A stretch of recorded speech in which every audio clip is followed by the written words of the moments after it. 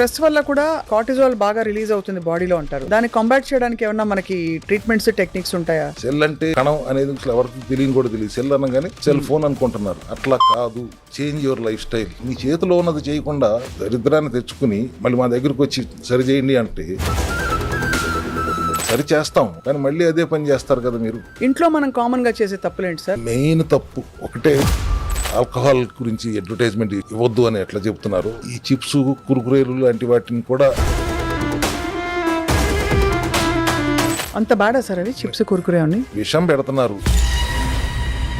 Plus కక్కుర్తి, ఒకసారి వాడిన నూనె పారేయరు, మళ్ళీ దాన్ని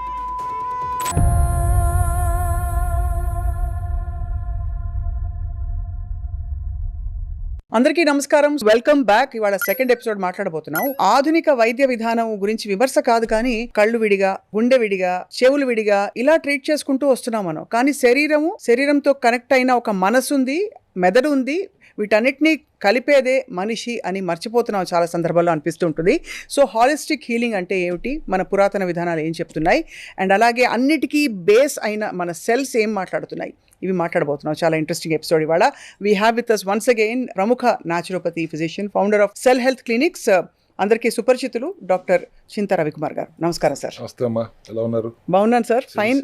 సెల్స్ బాగున్నాయా? సెల్స్ బాగున్నాయా అడగాల్సి వస్తుంది సార్ ఇవాళ రోజుల్లో.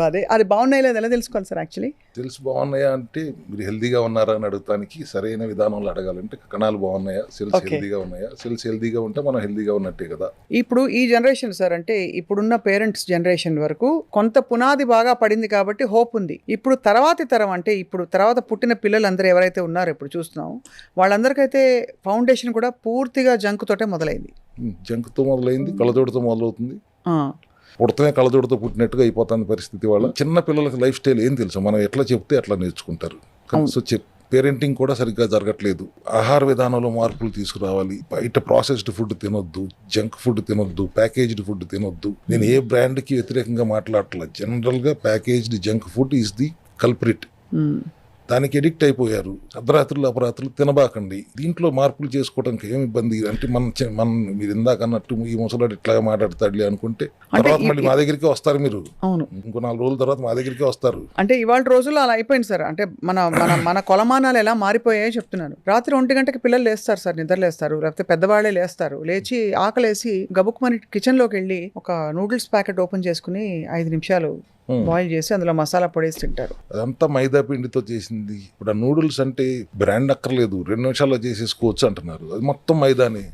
మైదా తింటే ఏమని అర్థం వస్తుందో తెలియదా వాళ్ళ సమాజానికి? అంటే అది వాళ్ళ దాకా వస్తుంది అనుకోవట్లేదు. ఇక్కడ ఎక్కడ ప్రాబ్లం వస్తుందంటే సార్, ఏదో చెప్తున్నారులే, మన దాకా వచ్చినప్పుడు చూద్దాం అన్నంత వరకు ఆగుతున్నారు చాలా మంది. ఎందుకంటే అందరికీ ఏం అవ్వట్లేదు కదా, కొంతమందికి అవుతుంది, కొంతమందికి ఎక్కువ అవుతుంది. కాబట్టి మన దాకా వచ్చినప్పుడు చూద్దామని దాని సీరియస్నెస్ తెలియట్లే. ఎందుకంటే అది ఫుడ్ అంటే ఫ్రెండ్. ఇప్పుడు స్మోకింగ్ అన్నా అనుకోండి సార్, ఖచ్చితంగా అది నో అని అందరూ క్రాస్ చేస్తారు. బట్ ఫుడ్ ఏంటంటే it's category of being good for you. ఆ కేటగిరీలో ఈ ఫుడ్స్ ని సెపరేట్ చేయలేకపోతుంది బ్రెయిన్. అదే నేను food is not a friend, no more a friend. No more a friend. అది it was a friend earlier. అది తెలుసుకోవాలి. ఇప్పుడు అమెరికాలో చూస్తే 70% మంది ఒబేస్ ఉంటున్నారు, డయాబెటిక్ ఉంటున్నారు. ఎందుకంటే వాళ్ళు తినేదంతా జంక్. వాళ్ళకి ఇక్కడ కూడా సంస్కృతి వచ్చేసింది కదా. బర్గర్లు, కేఎఫ్సీలు, పిజ్జాలే కదా తినేది. లేకపోతే మీరు చెప్పిన 2 నిమిషాల నూడిల్స్, చిప్స్, కుర్కురేలు. ఇదొక మాఫియా. మళ్ళీ ఎన్నిసార్లు చెప్పినా కానీ మళ్ళీ అదే ఫుడ్ మాఫియా. డ్రగ్ మాఫియా ఒకటి, మెడిసిన్ మాఫియా, ఫార్మాస్యూటికల్ మాఫియా ఒకటి డేంజర్ అయితే, ఫుడ్ మాఫియా దానికంటే మించిన ప్రమాదకారిగా ఉంది ఇవాళ అనేది అందరూ గుర్తించాలనేది నా వాదన. ఇంట్లో మనం కామన్ గా చేసే తప్పులేంటి సార్? అంటే మనకి తెలియకుండా చాప కింద నీరులాగా మన సెల్స్ విపరీతంగా డిసింటిగ్రేట్ అవ్వడమో, లేకపోతే దానికి మీరు ఏమంటారో తెలియదు కానీ అది డిస్టర్బ్ అవ్వడం అనేది జరగడం. మెయిన్ తప్పు ఒకటే తప్పు చెప్పండి అంటే, మీరు వాడే నూనెలు ఇంట్లో రిఫైన్డ్ ఆయిల్స్ వాడతారు చాలా తేలికగా, అవలేలగా.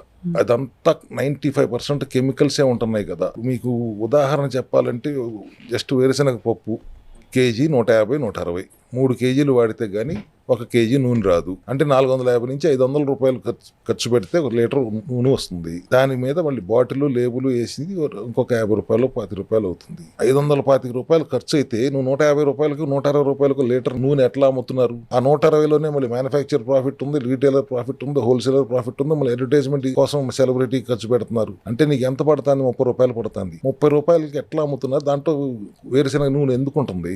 అంతా కెమికల్సే ఉంటాయి కదా.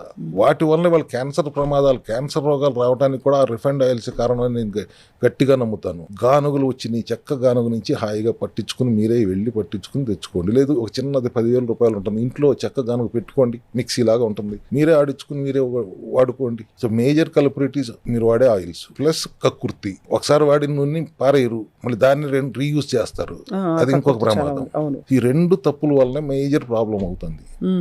ప్లస్ ఆహారాలు మీరు తీసుకునే కూరగాయలు ఆర్గానిక్ గా ఉండట్లేదు. నాన్ వెజ్ అయినా వాళ్ళు ఆర్గానిక్ గా లేదు. సార్ మీ దగ్గర సెల్ హెల్త్ క్లినిక్ వచ్చిన వాళ్ళు ఎవరైనా 100 రోజులు ఇవ్వండి అంటారు. మీరు 100 రోజులతో స్టార్ట్ చేయాలని. ఇప్పుడు 30-40 ఏళ్ళు బాడీని ఇలా అబ్యూస్ చేసుకుంటూ, లేదు తినకూడదని తినేసి పోషక లోపాలతో పెరిగి పెద్దవాళ్ళైన వాళ్ళకి 100 రోజుల్లో ఎలా సాధ్యం అవుతుంది ఇది రివర్స్ చేయడము, ఎలిమినేట్ చేయడము?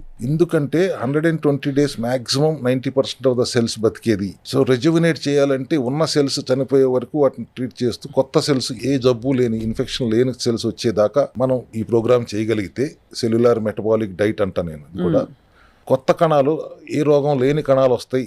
అప్పటి నుంచి అట్లీస్ట్ విచక్షణతో బతికితే మళ్ళీ రావు, విచ్చలవిడిగా బ్రతికితే మళ్ళీ వస్తాయి. అయితే ఒకవేళ సపోజ్ వాళ్ళు సెల్ హెల్త్ క్లినిక్ రాలేదు, 120 రోజులకి మళ్ళీ అవి రిప్లెనిష్ అవుతున్నాయి, అప్పుడు ఎలాంటి సెల్స్ వస్తాయి వాళ్ళకి? రోగ కణాలే వస్తూ ఉంటాయి. అవి రోగ కణాలే వస్తూ ఉంటాయి. నువ్వు తప్పు చేస్తుంటే తప్పుడు కణాలే వస్తాయి. కణం తప్పుడు కణంగా మారుతుంది.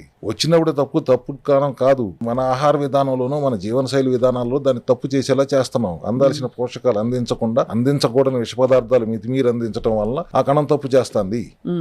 దానికి కారణం కూడా మనమే కదా. దాన్ని సరి చేసుకోవాల్సిన బాధ్యత కూడా మనదే కదా. మీరు సరి చేసుకోలేరు, నా దగ్గరికి వస్తే నేను ఒక 100 రోజుల్లో నేను దాన్ని సరి చేసి మళ్ళీ మీ శరీరాన్ని మీరు హెల్దీగా అప్పచెప్తాను. తర్వాత మీరు మీ జాగ్రత్తలు మీరు తీసుకోండి. 6 నెలలకు ఒకసారి సర్వీసింగ్ ఇవ్వండి వాహనాన్ని. ఈ 100 రోజుల ప్రోగ్రామ్ లో సార్ అంటే వాళ్ళు రోజు రావాల్సి ఉంటుందా, లేక వాళ్ళు మీకు చెప్పి వాళ్ళు ఇంట్లో పాటించుకుంటే అలా ఉంటాయా? ఒక్కసారే వస్తారు. వచ్చిన తర్వాత వాళ్ళకి అన్ని అర్థమయ్యేలా చెప్పి, వాళ్ళ సమస్య ఏంటో చెప్పి, దాని మూల కారణం ఏంటో చెప్పి, దానికి కావాల్సిన ఆహార విధానం ఏంటో చెప్పి, దానికి కావాల్సిన సప్లిమెంటరీ సపోర్ట్ ఏంటో అర్థమయ్యేలా చెప్పి, ఇంటికి వెళ్ళి మీరే మీ డాక్టర్గా గుర్తించి మీరు చేసుకోండి అని చెప్పి పంపుతాం. వారం ఫాలో అప్ చేస్తూ ఉంటాం, వాళ్ళు సరిగ్గా చేస్తున్నారా లేదా. 1 రోజుల తర్వాత మళ్ళీ టెస్ట్ చేయించుకుని రిపోర్ట్స్తో మళ్ళీ వస్తే ఈ 3 నెలల కాలం 3 సార్లు వస్తారు అంతే. అంతకు మించి వాళ్ళ పార్టిసిపేషన్ అక్కర్లేదు. అంటే సప్లిమెంట్స్, డయట్, లైఫ్ స్టైల్ చేంజ్తో పాటు మీ దగ్గర ఇన్వేజివ్ ట్రీట్మెంట్స్ కానీ ఇతర ట్రీట్మెంట్స్ కానీ న్యాచురోపతిలో ఉంటాయా? ఉదాహరణకి ఎనిమాల్ అంటాం, చాలా రకాల క్లెన్జ్లు. ఇప్పుడు కొలన్ క్లెన్స్ అంటున్నారు అందరూ. థెరపాటిక్ వాల్యూస్ యాడ్ చేయటం చాలా మంచిది. కొలోన్ హైడ్రోథెరపీ అనేది గట్ హెల్త్ కి చాలా ముఖ్యం. పీరియాడికల్ గా అందరూ చేయించుకోవటం మంచిది. పైల్స్ ఫిస్టులా ఉన్న వాళ్ళు చేయించుకోకూడదు, కానీ మిగతా వాళ్ళు అందరూ పీరియాడిక్ గా కొలోన్ హైడ్రోథెరపీ చేయించుకోవాలి. ఎనిమా అనేది ఒక చిన్న డబ్బాలో ఇచ్చేవారు అంతకుముందు, ఇప్పుడు అట్లా కాదు. ఒక 15 లీటర్లు వామ్ వాటర్ ని లోపలికి పంపుతారు. That will clean the system. మొత్తం చెత్త అంతా బయటకు వచ్చేస్తుంది. బ్యాడ్ బ్యాక్టీరియా పోయి దాంతోపాటు గుడ్ బ్యాక్టీరియా కూడా పోతుంది అనే ఒక కాంట్రవర్సీ వచ్చినప్పుడు మేము సెల్ హెల్త్ క్లినిక్ లో at the end of the session 40 minutes session తీసుకున్నప్పుడు లాస్ట్ లో గుడ్ బ్యాక్టీరియాని లోపలికి ఇంజెక్ట్ చేస్తాం. అది కొలోన్ హైడ్రోథెరపీ. అట్లాగే పల్స్డ్ ఎలక్ట్రోమాగ్నెటిక్ థెరపీ ఉంటుంది. Body is a magnet, earth is a magnet, మొత్తం యూనివర్స్ ఈజ్ ఎ మ్యాగ్నెట్. ఆ మ్యాగ్నెటిక్ థెరపీ వలన నాన్ ఇన్వేసివ్, జస్ట్ ఆ మ్యాగ్నెటిక్ ఫీల్డ్ లోపల ఉంటే పెయిన్ మేనేజ్మెంట్కి చాలా బాగా ఎఫెక్టివ్. బ్లడ్ ప్రెషర్ కంట్రోల్ అవ్వటానికి, ఎటువంటి పెయిన్ అయినా మేనేజ్ చేయడానికి అది pulsed electromagnetic therapy. Varicose veins ఎక్కడ తగ్గన వెరికోస్ వెయిన్స్ తగ్గటానికి this therapy is very useful. అది మనం సెల్ హెల్త్ క్లినిక్లో అందుబాటులో ఉంచాం. ఆక్సిజన్ లెవెల్స్ ఎంత ఎక్కువ ఉంటే శరీరంలో ఇన్ఫెక్షన్స్ తట్టుకునే స్థితి ఉండదు. మ్యాల్ ఫంక్షనింగ్ సెల్ ఆ ఎన్విరాన్మెంట్ తట్టుకోలేదు. సో ఆక్సిజన్ బాడీలో ఎక్కువగా ఉండాలి. ఇబ్బందితో వచ్చిన వాళ్ళకి హైపర్బారిక్ ఆక్సిజన్ HBOT అంటాం, హైపర్బారిక్ ఆక్సిజన్ థెరపీ. అది ఇన్స్టెంట్ రిలీఫ్ వస్తుందా సార్? ఏమన్నా ఇన్స్టెంట్ గా తెలుస్తుందా వాళ్ళకి? తెలుస్తుంది. అది ఒక 20 మినిట్స్ సెషన్ చేసుకోగానే అర్థమైపోతుంది వాళ్ళకి. అంటే లోపల ఏదో తేడా హాయిగా ఉంది, ఫీల్ గుడ్ ఫ్యాక్టర్ ఈజీగా ఉంటుంది. క్యాన్సర్ పేషెంట్లకు కూడా హైపర్బారిక్ HBOT చేసుకుంటారు. సో దాంతోపాటు కైరోప్రాక్టర్ అంటాం, బోన్లు సెట్ చేయడానికి అదొక సెగ్మెంట్ ఆఫ్ స్పెషలైజేషన్, అది ఉంటుంది. ఆక్యుప్రెషర్ ఉంటుంది, పంచకర్మ ఉంటుంది. వీటన్నిటిని అనుసంధానం చేసుకుంటున్నప్పుడు ఎటువంటి సమస్య అయినా ఫీల్ గుడ్ రిలీఫ్ రావాల్సిందే. అన్నిటికంటే ఇంపార్టెంట్ పెయిన్ మేనేజ్మెంటే కదా. వాళ్ళు ఆ నొప్పులు తట్టుకోలేక ఇబ్బంది పడుతున్న పరిస్థితుల్లో ఒక 21 రోజుల నుంచి 40 రోజులు ఈ థెరపీస్ తీసుకుంటే అప్పుడు మాత్రం ఖచ్చితంగా వచ్చి తీరాలి రోజు. అవును అప్పుడు తీసుకోవాలి. కానీ అదర్వైజ్ మీరు చెప్పినట్టుగా రెజిమెన్ ఇచ్చేసి వాళ్ళు పాటించగలిగితే చాలా వరకు మెయిన్ ప్రాబ్లమ్స్ ఎలిమినేట్ అయిపోతాయి. అవును, మేము ఎందుకంటే మీలో ఉన్న డాక్టర్ని మీకు అర్థమయ్యేలా చెప్పి పంపుతాం కదా. దానికి కావాల్సిన ఆ చెత్త క్లీనింగ్ అంతా మీరు చేసేస్తారు అంతే. సెల్ హెల్త్ సప్లిమెంట్స్ ద్వారా.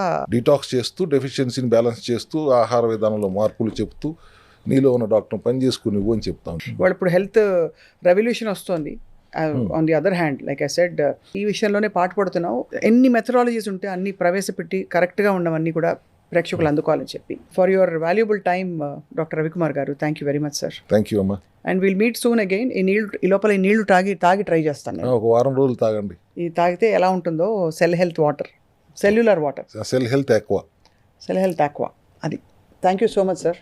Thank you. నమస్కారం. Thank you.